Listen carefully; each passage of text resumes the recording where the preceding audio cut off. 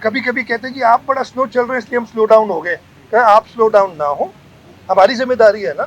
अगर कोई बुराई होगी तो मेरे ऊपर आएगी, यानी सिंध हुकूमत के ऊपर आएगी। आप अपना काम 2026 किया, 2025 में कंप्लीट करें, हम इंशाल्लाह ताला वो सारी चीज़ें मुहैया कर देंगे इस पानी को लोगों तक पहुँचाने के लिए। 13 जून को इंशाल्लाह बजट हम पेश करेंगे। जुम्मे का दिन है जो अभी इरादा है हमारा, और ये चीज़ देखते हुए कि ज़रूरी तबके को प्राइसेस नहीं मिली हैं और इसकी वजह से ज़रूरी तबका, और हम नहीं चाहते कि ऐसी सूरत हाल हो कि हम वीट इम्पोर्ट पे वैसे ही शायद करनी पड़े हमें दोबारा अगले साल और ख़राबी हो। तो हमने कुछ स्टेप्स लिए, इंशाल्लाह वो बजट में बताएंगे। के इलेक्ट्रिक अनफॉर्चुनेटली जब प्राइवेटाइज किया गया तो हुकूमत सिंध को बिल्कुल इसमें इन्वॉल्व नहीं किया गया। प्राइवेटाइज हो गई। इस वक्त के इलेक्ट्रिक के बोर्ड पे हुकूमत सिंध का वफाक के नुमाइंदे मौजूद हैं, हुकूमत सिंध का कोई नुमाइंदा नहीं है के इलेक्ट्रिक के बोर्ड पे। तीसरी चीज़, के इलेक्ट्रिक का रेगुलेटर नेपरा है, जो अगेन सूबाई हुकूमत के ज़मरे में नहीं आता, वफाक के ज़मरे में आता है। और जो ये सारे हैं पर्क्स जो लिए हुए हैं कि बोर्ड मेंबर भी वफाक के होंगे, रेगुलेट भी हम करेंगे, ये सारे पर्क्स तो वफाक ने ले लिए, और जो सारी लाइबिलिटी है वो हुकूमत सिंध पे डाल दी कि जी लोगों को अगर तकलीफ हो तो आप जिम्मेदार हैं। तो ये चलेगा नहीं, और ये हमने वफाक से कहा हुआ है, कई अरसे से कह रहे हैं। अब हमें इस पर और सीरियस होना पड़ेगा कि मैनेजमेंट में बोर्ड के अंदर हुकूमत सिंध की नुमाइंदगी हो, ताकि हम उन पर एक चेक भी रख सकते हैं, और जो कंज्यूमर है जो कि सूबे का है उसको फ़ायदा हो। आपने एस्को और सेप्को की बात की। एस्को और सेप्को पे हमारा इरादा ये है कि अगेन डिस्ट्रीब्यूशन एक प्रोविंशियल सब्जेक्ट है, और हमेशा से वैसे वफाक चलाता आ रहा है कि हम ये दोनों इदारे प्राइवेटाइज नहीं करेंगे। जैसे कि इलेक्ट्रिक की हम पब्लिक प्राइवेट पार्टनरशिप में, कंट्रोल हुकूमत का रहेगा, लेकिन हम एक अच्छा ऑपरेटर ढूंढेंगे, इसलिए कि हम ये जानते हैं कि ऑपरेशंस के लिए आपको अच्छी टेक्निकल फर्म चाहिए, वो हम ढूंढेंगे। और इन लाइंस पे हम बात कर रहे हैं वफाक से। और ये ओवरनाइट नहीं होगा, इसमें बहुत टाइम लगेगा। बहुत बड़ी यूटिलिटी कंपनीज है, ऐसा नहीं है कि दुकान से जाके और मैंने ख़रीद लिया और कुछ कर दिया, लेकिन इस पर हमारा काम चल रहा है। मैं सिर्फ लोगों से कहूँगा कि अपना प्रोटेस्ट करें, लेकिन वो पीसफुल रहे, प्रोटेस्ट के अंदर किसी को नुकसान ना हो। आप ख़ास तौर पे रोड वगैरह जो ब्लॉक हो जाते हैं उससे बाकी लोगों को चलें। मुझे तो लोड शेडिंग की वजह से मैंने रोड ब्लॉक कर दिया, लेकिन बाकी लोग जो अपने कारोबार से निकले हुए हैं उनको तकलीफ ना हो, ये सारी चीज़ें देखें। ये बिल्कुल अलार्मिंग है और ये तशवीश की बात है। देखिए, जो अभी तक मुझे पता चला है, मेरी आज लेटर टुडे एक मीटिंग भी है इस सिलसिले में, ताकि हम इसको और स्टडी करें। अभी तक जो पता चला है कि जो ज़िलज़िले के झटके आ रहे थे उसमें कैदियों में कुछ तशवीश हुई कि जी हम बैरिक्स के अंदर हैं, हमें बाहर निकाला जाए, गिरना जाए।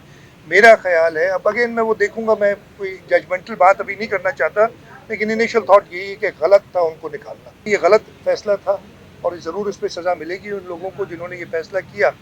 कैदियों को बाहर निकाला गया, 6000 से ऊपर कैदी हैं मलीर जेल में, और जब वो बाहर ग्राउंड में, नहीं तो नॉर्मली जेल के 6 बजे के बाद शाम को कोई बाहर नहीं रहता, उनको जब बाहर निकाला गया और वो प्रिकॉशंस प्रॉपर नहीं ली गई, जिसकी वजह से कैदी एक मॉब की सूरत हाल अख्तियार की। उन्होंने, जहाँ तक मुझे पता है, हथियार भी छीने, फायरिंग भी हुई, एक कैदी की डेथ भी जब अभी तक मुझे पता है हुई है। इस सिलसिले में पुलिस ने और जो उधर जेल के हुकाम थे, फिर एफसी वाले थे, एफसी उधर पोस्टेड थी, उन्होंने रिटेलिएट किया। 216 या कुछ कैदी निकल गए थे, 80 या 82 जो अभी तक सुबह तक मुझे पता था वापस पकड़ लिए गए हैं। मैं सिर्फ एक बात कहूँगा, इस वाक़े की तो तहकीकात भी होंगी, जिनको सज़ा मिलनी है उनको सज़ा भी मिलेगी।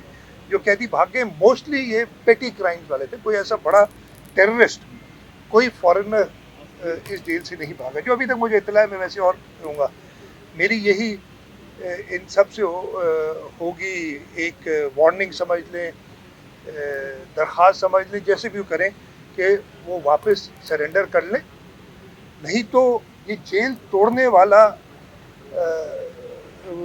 जो है वाक़या, उसमें उनकी इन्वॉल्वमेंट आएगी, तो वो फिर वो टेररिज्म के जो ये पेटी क्राइम्स में इन्वॉल्व थे, इनके ऊपर बहुत बड़े केस बन जाएंगे। मैरी एडिलेड लेप्रेसी सेंटर और सिंध हुकूमत के department for empowerment of people with disabilities, DPD जो हमारा डिपार्टमेंट, उनके इश्तराक से ایک بچوں کے لیے جو کہ ڈاؤن سنڈروم، آٹزم یا اس قسم کی اور ڈسیبلٹیز جن کو ہوتی ہیں ان کے لیے ایک سینٹر بنایا گیا ہے۔